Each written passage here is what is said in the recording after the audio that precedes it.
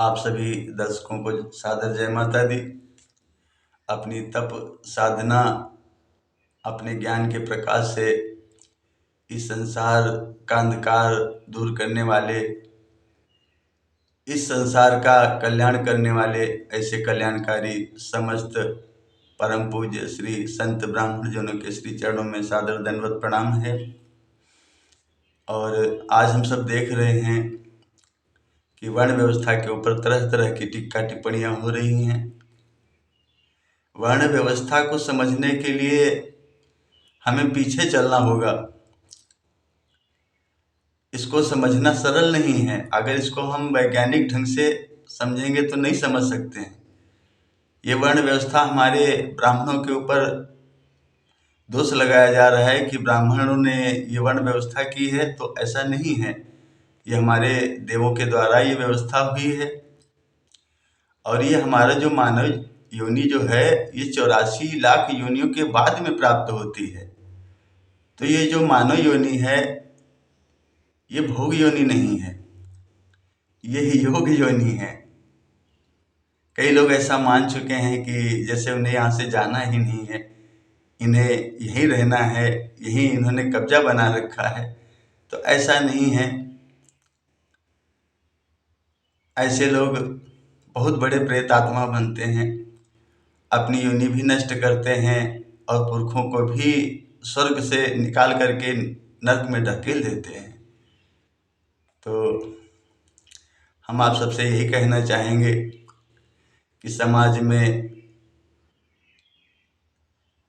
सही सद्भाव बना रहे, प्यार दुलार आपस में बना रहे। तो इसके लिए हम वर्ण व्यवस्था को स्वीकार करें। और रही ब्राह्मणों की बात, तो ब्राह्मणों ने हमें क्या दिया है? ब्राह्मणों ने जो दिया है उसका उपकार तो उनका अदा नहीं किया जा सकता। सर्ववेदमयम ब्राह्मण, ब्राह्मण में सब वेद स्थापित हैं, सभी वेदों का रूप है ब्राह्मण। अगर ये ब्राह्मण ना होते तो हमें पुराण, ये शास्त्र, ये वेद, ये कहाँ से प्राप्त होते? कैसे इनके विषय में हम जान पाते? कैसे हम अपने देवों को जान पाते कि कौन हमारे देव हैं, क्या हमें इनकी पूजा करनी चाहिए, कैसे उपासना करनी चाहिए, ये सब हम कैसे जान पाते? तो इन्होंने बांटने का काम नहीं किया है, इन्होंने जोड़ने का काम किया है। आप देखते हो हमारे सनातन धर्म में कोई भी यज्ञ, कोई कार्यक्रम, कोई शादी, कोई विवाह, कोई मुंडन, कोई कार्यक्रम होता है तो उसमें चारों वर्ण के लोगों को बुलाया जाता है, सम्मिलित किया जाता है। अगर कोई ऊंच नीच की भावना होती, भेदभाव होता, तो ऐसा ये क्यों करते? तो इससे सिद्ध होता है कि इन्होंने जोड़ने का काम किया है। और हमारे शास्त्रों में कथा आती है कि जो संतों का, ब्राह्मणों का, देवों का अपमान करते हैं, वो बहुत महाभयानक प्रेत योनियों में जाते हैं और अपने पूरे कुल का नाश कर देते हैं वो। तो जो ऐसा कर रहे हैं, तो आप देखेंगे भविष्य में वैसा ही उनके सामने प्रस्तुत हो जाएगा। क्यों, कर्म का फल तो अवश्य ही मिलना है। अवश्य भोक्तव्यम कृतम कर्म शुभाशुभम। तो हमारे शुभ और अशुभ कर्मों का फल तो हमें भोगना ही पड़ता है।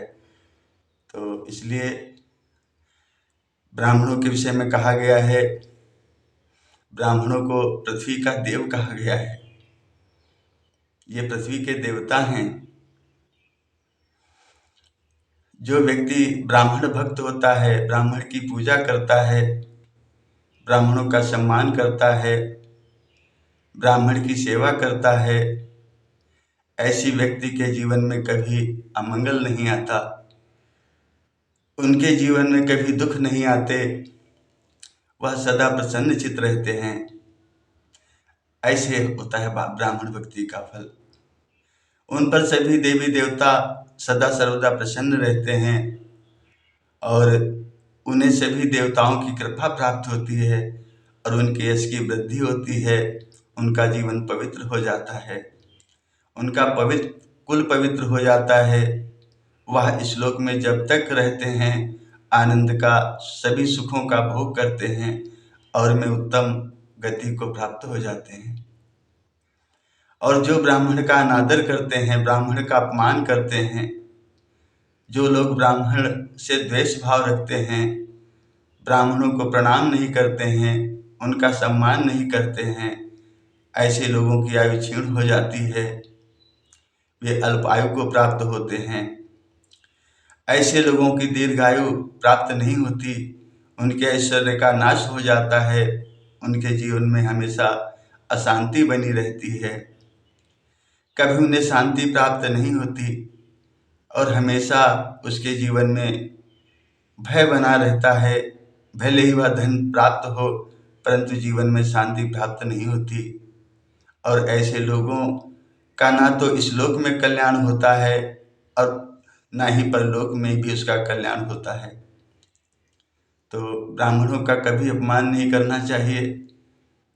आप हाथ से प्रणाम करने में अगर आपको शर्म आती है तो आप हृदय भाव से दृष्टि से आप प्रणाम कर सकते हैं। तो अगर आप अंदर आत्मा से हृदय भाव से आप प्रणाम करते हैं, भले ही अगले आदमी को पता ना चले लेकिन आपका पुण्य फल अवश्य आपको प्राप्त हो जाएगा। देखो जैसे अभी आप पैसा मोबाइल से इधर उधर भेज देते हैं आप, इसी तरह से आपका ये पाप और पुण्य यह भी आपका अकाउंट जारी है, चालू है। इसमें आपको कुछ लिंक क्लिक करने की जरूरत नहीं है, ये स्वयं अपने आप चलता रहता है। तो ये अवश्य करना चाहिए। हम देख रहे हैं आज के समाज में साधु संतों का, ब्राह्मणों का सम्मान करने में अपना अपमान समझ रहे हैं लोग। तो ये हमारा दुर्भाग्य है। हमारा सौभाग्य है कि हमें मानव योनि प्राप्त हुई और इस भारत भूमि में जन्म हुआ। और हम आकर यहाँ आकर के अगर हम सत्कर्म नहीं कर पाए, अपने जीवन को नहीं समझ पाए, तो हमारा सबसे बड़ा दुर्भाग्य होगा। इसलिए हमारी आप सबसे प्रार्थना है कि जो ये वर्ण व्यवस्था है इसको बहुत गहराई में जाकर के आप विचार करें। ये भगवान ने बनाई हुई एक हमारा चैनल है। अब देखो अन्य योनियां है, कोई कीड़ा है, कोई मकड़ी है, कोई चींटी है, कोई कुछ है, कोई कुछ है। तो इनका क्या है, इनके कर्म के अनुसार जो इनके पास देखो दो शक्तियां हैं, पुण्य और पाप। अब पुण्य का फल है सुख, पाप का फल है दुख। अब आपका जितना % पाप है उतना आप कठिन योनि गए। अब 84 पार करते करते आप जब मानव योनि में आए तो आपकी जैसे आप किसी चढ़ाई की लास्ट सीढ़ी आप मान लीजिए ये है, अब यहाँ से आपको पार जाना है। अब आपकी जैसी पूंजी है आपके पास, पिछली पुण्य पूंजी जो आपने कमाया, तो उसी अनुसार आपका जो जन्म है ये वर्ण और जाति के अंदर आपको प्राप्त हुआ। अब ये आपके अंदर विवेक है अगर, तो आप सदकर्म करते हुए सबसे निचले सबसे छोटे में भी अगर आपका जन्म हुआ है तो भी आप अगर चाहें तो सदकर्म करते हुए सदविचार सद्बुद्धि से आप उच्च पद को, सबसे उच्च पद को भी आप प्राप्त कर सकते हैं। आप हमारे पूर्व में देखिए बहुत ऐसे ऋषि हुए हैं, बहुत ऐसे संत हुए हैं और बहुत ऐसे हमारे नेता हुए हैं, बहुत ऐसे भक्त हुए हैं जिन्होंने तप के द्वारा उच्च पदों को प्राप्त किया, पूजनीय हुए। तो हमें ये समझना चाहिए कि पुण्य प्राप्त करना है तो हमें पवित्रता धारण करनी होगी। और पवित्रता कैसे प्राप्त होगी, जब हम अपने स्थान पर रहते हुए हमारे जो एक रेखाएं हैं हमारी, जो हमारी मर्यादाएं हैं, उनके अनुरूप हम अपने जीवन को यापन करते हुए अगर हम भक्ति करेंगे, सद्मार्ग पर चलेंगे, तो अवश्य ही हम जो चाहेंगे वो हमें प्राप्त हो सकता है। तो बात चल रही थी ब्राह्मण तो ब्राह्मणों की महिमा को कहाँ तक कहा जाए, कहा ही नहीं जाता है संपूर्ण महिमा को। शास्त्रों में कहा गया है कि भगवान श्री कृष्ण ने स्वयं कहा है कि घी की चूरती हुई आहुतियों से प्रसन्न न होकर मैं ब्राह्मणों के मुख में दी हुई आहुतियों से अधिक प्रसन्न हो जाता हूँ।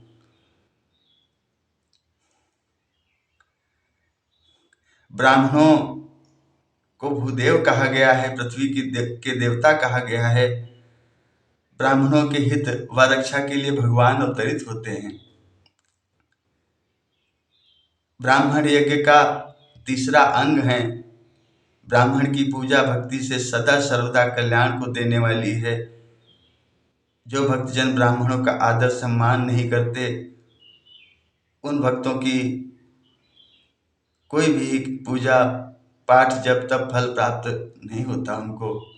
वो कोई भी भक्ति करें, उसका कोई फल उन्हें प्राप्त नहीं होगा। जो ब्राह्मणों का अपमान करते हैं, जो ब्राह्मणों से द्वेष भाव रखते हैं।